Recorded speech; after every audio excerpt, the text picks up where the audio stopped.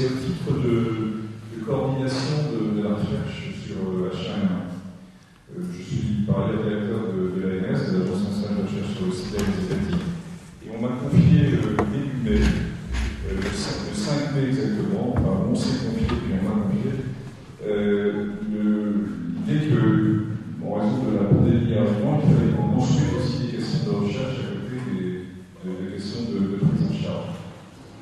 Donc, c'est une sorte de consortium qui regroupe un ensemble de chercheurs, qui s'agit de chercheurs médecins, de chercheurs cliniciens dans différents hôpitaux, et de réseaux de médecins de ville, l'INSERM, le CNRS, enfin les différents partenaires, et qui, depuis début mai, a d'une part essayé d'animer, de coordonner au niveau de questions de recherche, de trouver des financements, parce qu'on est parti d'abord sans incentives, et puis de mettre en place un certain nombre de projets de recherche, dont les investigateurs sont là dans la salle avec le livre et Lyonnais et Fabrice Serra, par exemple.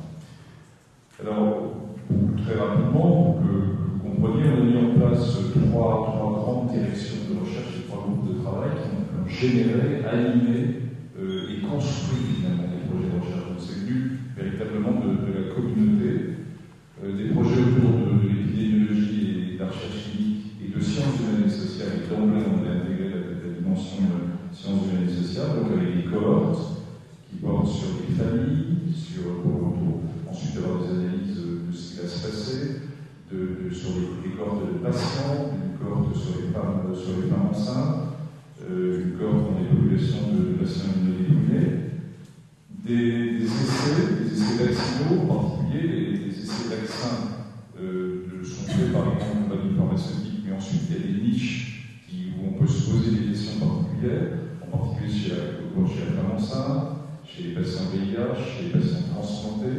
Et donc là, c'est la recherche académique qui va être menée sur ces essais vaccinaux, des essais thérapeutiques, la combinaison de différentes drogues antivirales, ou par exemple des formes graves en réanimation, à partir du moment où le sujet est devenu véritablement d'actualité, à partir de fin juillet, en association avec différents groupes de réanimateurs. Un deuxième groupe qui porte sur les conditions de diagnostic, la mise en évidence de tests diagnostiques de résistance, de tests diagnostiques rapides, et qui a pu montrer que, par exemple, les tests de diagnostic rapides qui sont actuellement utilisés ont une bonne spécificité, mais une sensibilité qui n'est pas bonne, donc ils sont difficilement utilisables et avec tous les problèmes que ça pose, d'ailleurs beaucoup aussi derrière.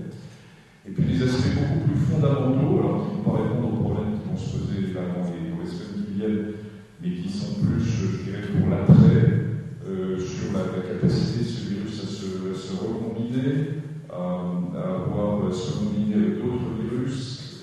Il y a un laboratoire qui est le laboratoire P4, qui est un laboratoire de haute sécurité à Lyon, qui est piloté par l'INSERM, où on peut, dans la finalité de s'intéresser aux agents pathogènes infectieux de haute gravité, on peut recombiner des virus à l'intérieur de ça. Il y a toute une recherche qui se fait au sein de ça, de ce laboratoire P4. Et puis une série de questions autour de la réaction immune, et en particulier il y a le groupe de la Pitié ici, et le groupe de Brigitte Lefranc qui travaille dans le domaine. Donc voilà comment ça s'est monté. On a monté il y a une trentaine de projets de recherche qui sont montés en juillet ou septembre. J'en conserve moi un souvenir pour l'instant assez intéressant. Je ne sais pas ce qui va se passer avec la pandémie, mais ça veut dire qu'en France on peut réagir de façon rapide. Et que les équipes de recherche, les équipes de cliniciens l'ont montré. Merci à eux, merci beaucoup à Odile d'ailleurs qui va parler après, qui a été un support, et à Fabrice aussi. On peut faire passer des montagnes de type passer devant les comités de protection des personnes au mois d'août, passer à l'APSAS, qui est l'agence d'enregistrement des essais thérapeutiques, en moins de 15 jours. On peut passer au-dessus des appels d'offres des marchés. Vous savez qu'il existe des règles sur les marchés publics en France, et bien on est passé au-dessus de ces règles pour pouvoir prendre des décisions très très rapidement. Il y a donc une capacité sociétale et des différentes structures administratives et de recherche à faire avancer le Schwindlig dans une période compliquée entre le 15 juillet et le 5 septembre. Donc ça veut dire, de temps en temps, dans la morosité française, il faut dire aussi des choses qui collent. Eh bien ça colle. Il y a eu des aspects relativement positifs qui se sont mis en place. Et finalement, on a trouvé d'ailleurs un certain nombre de financements. Les financements suivent au fur et à mesure des projets. Bon, on en tirera des leçons après coup, probablement à partir du mois de mars, sur est-ce que c'est la meilleure façon de faire, est-ce qu'il ne faut pas monter une structure, je dirais, de réponse un peu institutionnelle à des questions rapides, émergentes de santé publique. Bon, j'ai un certain nombre d'idées là-dessus, il faudra qu'on les partage d'ailleurs, mais en tout cas, sur cette période-là, ça montre qu'on peut faire un certain nombre de choses. Donc, à côté, je dirais, de l'énorme masse autour de la prise en charge, de la santé, de la vaccination, il y a un petit groupe qui est autour des questions de recherche. Pour vous situer en gros l'échelle, le gouvernement estimait que le coût de H1N1 était, une estimation à Costelco, autour de 1,5 milliard d'euros. Sur les 2 années qui viennent, ce qui a été mis en place autour de la recherche, c'est 15 millions d'euros. Donc c'est 1%. En Allemagne, dans la même période, il y a eu autour de 30 millions d'euros qui ont été mis. Aux États-Unis, il y a eu 1000 millions de dollars dans une première enveloppe au mois de juin, et puis 1000 millions de dollars qui vont être remis en septembre. Ça vous montre à la fois les enjeux, comment on peut être à la fois réactif, et aussi comment il faut savoir être modeste par rapport à la machine de travail. Donc je voulais vous indiquer ça parce que il y a quand même des leçons relativement positives de toute cette période, quoi qu'il arrive après. Alors ensuite, deuxième élément, ce qui me frappe, c'est que les experts que nous sommes avec l'hiver sont dans une situation un peu particulière cette fois-ci, dans le sens que plus on est expert, plus on dit qu'on ne sait pas. Alors, ça vous a frappé aussi dans les médias, il y a une sorte de timidité et véritablement, je ne sais pas si c'est des sons qui viennent d'aventure antérieure, mais on démarre tous en disant il y a beaucoup de choses qu'on ne sait pas. Il y a beaucoup de choses qu'on ne sait pas. Mais avant on ne disait pas, et maintenant on le dit. Et enfin, le troisième épisode, le troisième petit clin d'œil avant de rentrer dans quelques slides, pour vous montrer la difficulté de ce qu'on ne sait pas, et évidemment le fait même qu'on avait plutôt prévu que cette pandémie démarre à mi-octobre, et que je parle sous contrôle de Fabrice Caron, mais je pense qu'elle ne va pas tout à fait démarrer à mi-octobre, mais peut-être un peu plus tard, on ne sait pas, pour des raisons qu'on pourra discuter tout à l'heure d'ailleurs. Lors d'un des dîners où la ministre invite différents experts, on est tous passés à ce type de choses, où il y a une conversation ouverte, un peu normal, c'est son rôle, etc. Je me vais offert le désert des Tartares. Je ne sais pas si certains d'entre vous l'ont lu, c'est un petit livre qui est un très bon livre qu'il faut lire en ce moment, de Buzzati, qui est, vous savez, ce colonel qui arrive, qui est jeune, plein de flammes, et qui attend dans un fort, à côté d'un désert, et qui perçoit des choses qui vont arriver par la guerre. On ne sait pas d'ailleurs comment ça va se passer. Alors, si maintenant on rentre à des choses plus sérieuses, et finalement, pour mieux situer peut-être la position un peu particulière des professionnels de santé autour de la prise en charge d'H1N1 et donc de la vaccination également. Un rappel sur la grippe saisonnière. Vous savez tous que cette grippe sur laquelle il y a beaucoup de recherches en France, il y a une série d'équipes qui travaillent, où globalement on a une épidémie avec une première pandémie X ou Y, et à partir de là, après, il y a une série d'anticorps et de réactions immunes, essentiellement d'anticorps et de type T qui se fait dans la population générale, et qu'au fur et à mesure de ça, on a envoyé ces pics d'épidémie qui a tendance à diminuer au fur et à mesure en fonction un peu de la réponse immunitaire qu'il y a dans la population globale. Puis à un moment donné, il y a de nouveau une pandémie qui avait des échelons de temps qui sont assez larges et variables, et à ce moment-là, il y a une mutation dans le virus qui apparaît, et c'est la pandémie qui arrive, on n'est pas protégé, il faut de nouveau que se reconstitue une série de réponses immunes. Je pense que la slide pourrait être améliorée, mais enfin qu'elle donne bien le message. Prochaine diapositive. Alors, à partir de là, il y avait une série de choses qui étaient connues dans la grippe saisonnière, sur la définition des personnes à risque, vous les avez là, et globalement, on retenait que ça touchait pour les personnes qui étaient particulièrement à risque, essentiellement des personnes de plus de 65 ans, mais aussi les personnes ayant une maladie chronique sous-jacente, et avec tout ce qui était connu, et donc les formes graves de la grippe existaient, qui n'étaient pas liées à une gravité directe, mais à une gravité indirecte, sur une atteinte qui venait se surajouter à une pathologie antérieure. Alors les personnels soignants là-dedans étaient déjà impliqués avec un risque autour des patients, puisque à la fois ils étaient, enfin dans les deux sens, à vrai dire, puisque d'une part il y avait un sur-risque d'être contaminé en traitant les patients, et puis avec ce risque de transmission nosocomiale qui existe donc du personnel vers les patients pour toute une série de raisons, et en particulier pour les patients immunodéprimés. Prochaine.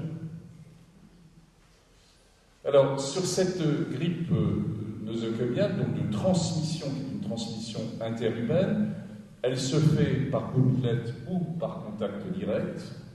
On admettait que la persistance du virus sur les mains était autour de quelques minutes, et les conséquences de cette grippe nosocomiale, c'est d'une part une morbidité et une mortalité accrue chez un certain type de patients, et en particulier les patients fragilisés, âgés, les nouveau-nés, et puis parfois avec des fermetures d'unités de prise en charge, et donc avec des mécanismes de surcoût. Prochaine diapositive. Les autres points, qui finalement était responsable de cette grippe nosocomiale, eh bien c'est le personnel soignant qui n'était pas vacciné, pour des raisons X et Y, hein, mais c'est un constat. Avec donc une série d'études qui a été menée dans ce sens, avec plusieurs points, d'une part sur l'origine de l'infection elle-même, sur le fait que ça entraîne un absentéisme au niveau des services de soins, et avec des chiffres que vous avez là, qui sont ceux qui ont été présupposés d'ailleurs pour H1N1, et avec un impact bien sûr sur les coûts.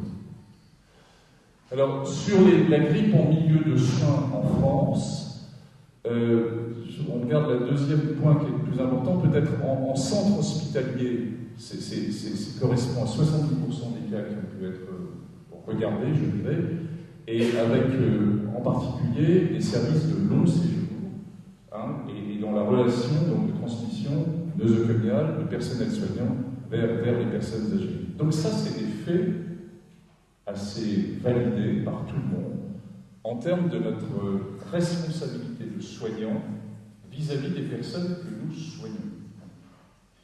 Alors maintenant, sur la pandémie actuelle. Prochaine diapositive. Les 4 grandes pandémies vous sont décrites là, en sachant qu'il y a une petite... Non, ça a été corrigé.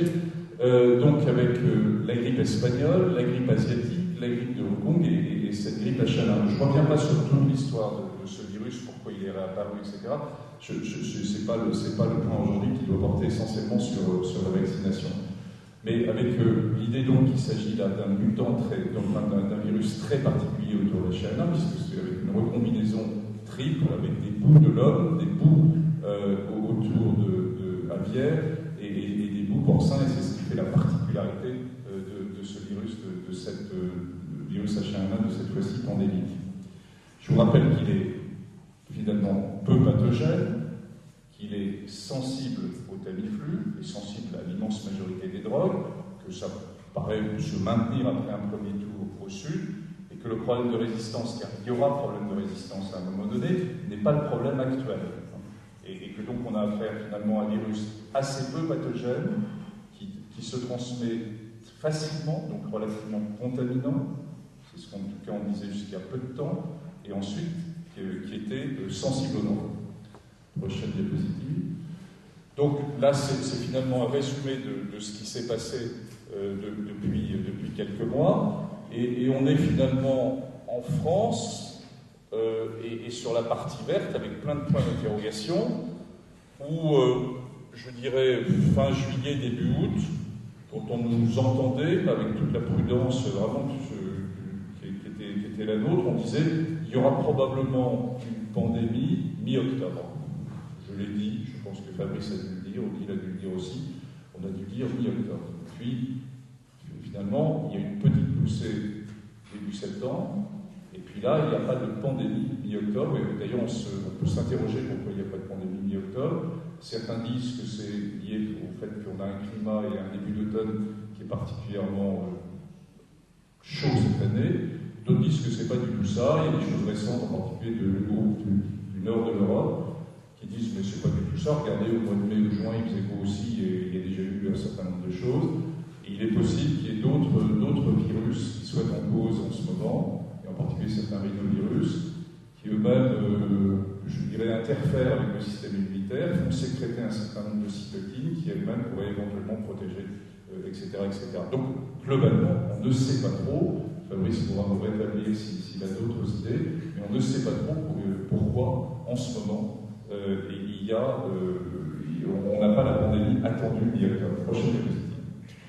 Alors, il y a une série d'informations qui sont intéressantes, qui sont accumulées là au cours des dernières semaines, et qui viennent de ce qui s'est passé aux États-Unis, au Mexique, et puis dans différents pays de l'hémisphère sud, et en particulier en Nouvelle-Zélande et en Australie.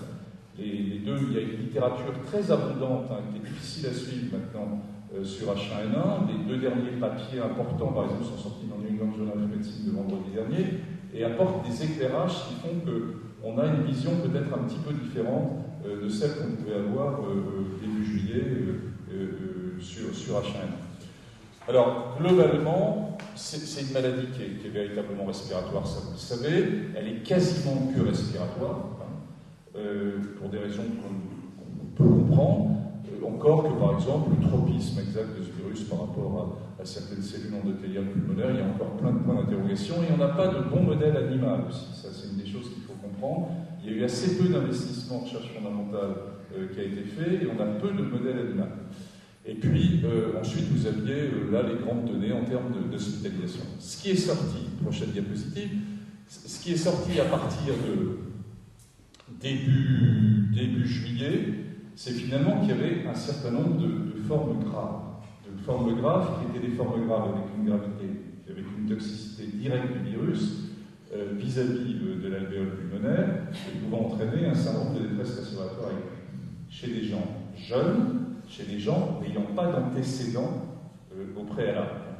L'histoire typique qui illustre ça, c'est l'histoire de Saint-Étienne, dont vous avez entendu parler début septembre, qui a fait beaucoup la une des journaux, mais qui est une histoire qu'on mérite que peut-être on la raconte dans le détail, parce qu'elle illustre bien les difficultés qu'il peut y avoir. C'est donc un couple jeune qui développe des symptômes qui ressemblaient à une grippe, un mercredi, qui va voir son médecin traitant à Saint-Étienne, qui pense au diagnostic, qui dit c'est probablement ça, qui interroge le couple, qui trouve chez la jeune femme des antécédents d'asthme, et qui lui dit écoutez, vous êtes à risque, donc je vous mets sous Tamiflu, et le garçon demande s'il devait en prendre, et il ne trouve pas d'antécédent particulier, il ne le met pas sous Tamiflu. Bon, je ne sais pas si ça aurait fondamentalement changé les choses, mais c'est pour vous montrer aussi la réaction sociétale qu'il peut y avoir à ça dans une famille, dans l'entourage, comment ils vont comprendre ça. Et le garçon, en fait, s'aggrave le vendredi, surtout le samedi. Il est vu aux urgences à Saint-Étienne le samedi après-midi. Il est mis en réa le samedi soir. Il est intubé dans la nuit du samedi au dimanche. Le réa de Saint-Étienne revient, le chef de réanimation revient pour l'intuber lui-même parce que l'intubation, on voit bien le contexte, etc. Et il décède dans un syndrome de détresse respiratoire aiguë majeure le dimanche après-midi. Et vous imaginez ensuite le ressenti de tout ça avec ce couple et le médecin qui a fait son job, le médecin qui a fait son job, et puis le ressenti de comment, pourquoi lui, pourquoi une forme grave. Et en fait, les grandes difficultés dans le message qui peut être passé, c'est qu'on a deux messages. C'est une grippe bénigne qui est relativement contagieuse. Ça, c'est un premier message, mais elle est bénigne, donc il ne faut pas s'inquiéter, c'est pas bon. Et puis un deuxième message, il y a des formes graves, dont on estime qu'elles sont peut-être autour de 1 sur 5000 à peu près, 1 sur 1000, 1 sur 5000, 1 sur 10 000, vous voyez, il y a ce degré d'incertitude, et qui peuvent toucher des gens jeunes sans aucun antécédent. Et alors pourquoi eux? Est-ce qu'il y a des facteurs génétiques? Est-ce que, toutes les questions que vous pouvez avoir, c'est probablement plus une maladie virale, mais c'est une maladie qui est liée à une hyperactivation du système immunitaire déclenchée par un virus, et ensuite il se passe un mécanisme qui n'est plus sous le contrôle de la prolifération virale probablement, mais un mécanisme d'activation cellulaire. Donc le message est difficile. Alors, à partir de là, il y a donc une série d'expériences. Là, c'est un papier qui était le dernier papier le plus complet qu'avait présenté Bernard Régnier lors d'une réunion sur les formes graves qu'on avait organisée il y a 15 jours, 3 semaines, qui était l'expérience espagnole. Ce qui était assez frappant, c'était le fait que ce sont des patients qui sont vus peut-être tôt, mais dont l'immense majorité dans ces formes graves n'a pas été traitée par le Tamiflu, et qui a été traitée par le Tamiflu de façon relativement tardive, et pas dès le début. D'où une question d'ailleurs sur l'utilisation générale du Tamiflu, que soulève aussi le dernier papier du New England, et qui va dans ce sens. Est-ce qu'il ne faudrait pas une indication plus large d'utilisation de ce médicament à titre prévention des formes graves? Mais on ne pourra jamais le démontrer. Hein. Vous voyez qu'il faut, compte tenu de l'incidence prévalence de ces formes graves, c'est une question extrêmement difficile. Prochaine diapositive. Alors, parmi les formes graves, on passe là-dessus, et j'ai fini, puisque je suis trop long, on passe là-dessus, prochaine diapositive. Sur les populations à risque, prochaine diapositive. Alors, on retrouve un certain nombre de choses, dont 3 choses à retenir. Premièrement, il peut y avoir des formes graves chez les personnes qui ont plus de 65 ans. Ce n'est pas parce qu'on a plus de 65 ans qu'on ne peut pas développer de formes graves, et probablement avec des choses qui sont mixtes.